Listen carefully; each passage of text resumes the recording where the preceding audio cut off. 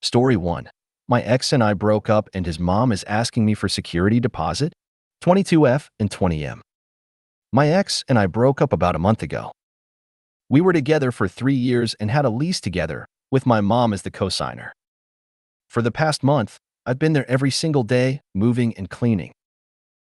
My ex went to Hawaii for 8 days during this time and didn't help at all with the cleaning. He only picked up his things. In total, my mom and I cleaned for about 10 hours. Since I was moving into a new apartment and he broke up with me and left me to handle all the cleaning, it was a lot. He even texted me saying I could keep the entire security deposit. When we moved in, we both paid around $850 each. Fast forward to yesterday, when the lease ended, he asked me for $750, while I would get $1,000. I was furious.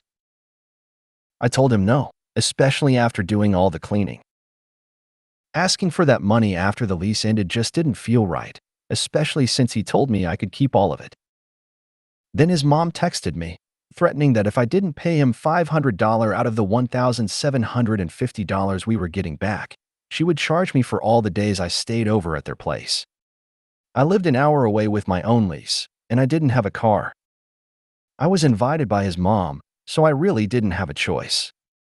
She also said she would charge me for her son driving her car to take me places sometimes. I honestly don't know what to do. Should I just take the loss? I spent a total of 20 hours cleaning with my mom, and I skipped work to help with it. I don't care about the money itself. What really bothers me is the principle of it all. You don't leave someone you supposedly care about to do all the work and then expect money in return. I also asked him to clean 3 separate times and even texted his mom to let them know he hadn't cleaned. So, I did try to give them a heads up. Now I'm left wondering what's the fair thing to do here. Comment 1. So she sends you an invoice with a bunch of made-up charges. So what, LMAO, who's gonna make you pay it? Comment 2. Keep the money. You and your mom earned it. Do not let mom of X bully you. If you send money, they will come back with more demands. Comment 3. Girl, you literally don't owe them anything. Block them and move into your new place happily. Do not give them any money. Please block them and don't let them keep bothering you. Comment 4. This is bullshit. Tell your ex's mother that he already agreed that you could keep the whole security deposit and you're not going back on that deal. If she doesn't back down, you can warn her that if she sends you a bill for all the nights you spend in her home, you will bill her son for 2 people working 20 hours at $20/hour each to clean the place so you could move out. Comment 5. His mom is trying to scare you. Don't fall for it. Block them. If she didn't have a written agreement with you, she can't charge you for anything. They both sound ridiculous. Block them and be done. Story 2. Separated and now my wife, 32F, is telling everyone that I, 36M, left her for my friend/coworker, 26F. How do I handle these rumors? A bit of background. I've been divorced from my ex-wife for almost 3 years now.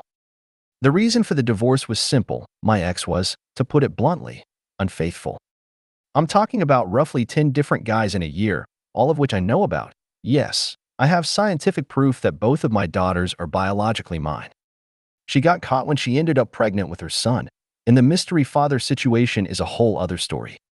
In the divorce, I was granted primary physical custody, and my ex was forced to get a job for the first time in her life.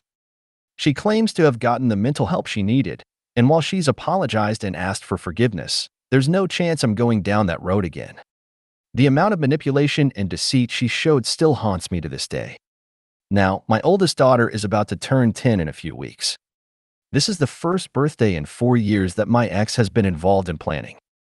I'll note that she hasn't contributed financially, she's just been part of the party planning process. My daughter is really into horses right now. She's been taking riding lessons at a local ranch. Honestly, I'm so impressed with the dedication she's shown. The plan is to rent out the ranch for her birthday party, and her big gift will be her own horse, from both me and my ex. I want my daughters to have a relationship with their mother, so I'm making it happen. I've been dating my girlfriend for a little over a year now, and the girls really like her. They get along great, and she's been a positive influence on them, especially with the whole horse thing. My ex-wife, however, requested that my girlfriend not attend the party out of respect for her. In my head, I wanted to say, didn't you think about respect when you cheated? But I simply told her I would think about it. Today, my ex's mom called and told me they wouldn't attend the party if my girlfriend came. Then she went on a rant about how disrespectful it would be to bring another woman into my daughter's life. Now I'm stuck in this weird situation where I might have to tell my girlfriend she can't come to the party just to avoid telling my daughter that her only surviving grandparents won't make it. I really don't want to deal with this drama. It feels like everyone has forgotten that this birthday is supposed to be about my daughter, not about making a personal statement. My girlfriend, who has been teaching my daughter so much about horses, would be really hurt not being invited. Comment 1. Besides the divorce lawyer, you may want to see another lawyer about a cease and desist letter against your wife. Her going to your work and spreading those lies is causing professional and reputational harm, not to mention your coworker. It's not legally binding, but it's a good box to check to make sure your ducks are in a row. It may also take some of the air out of the work environment, as it may demonstrate you're willing to take serious measures to shut it down. If she insists on violating it without any proof, it may make your divorce all the better for you. Needless to say, I'm not a lawyer and I'd consult your divorce attorney before taking any further action, but that would be something I'd bring up to them and see if it's a good strategy. Also, she got drunk and cheated on you? This might be one of the biggest cases of projection to cleanse her mind of any guilt she has.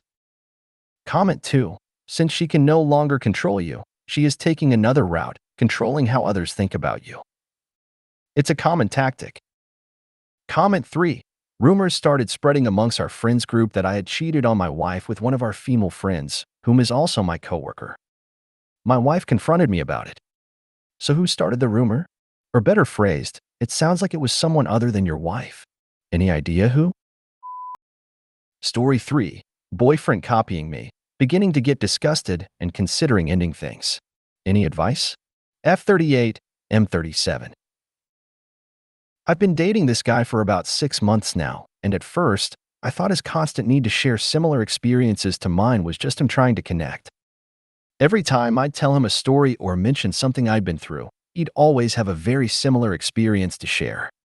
I didn't think much of it at first, just figured he was trying to relate. He's a really nice guy, so I let it slide. But now, it's starting to get a little weird.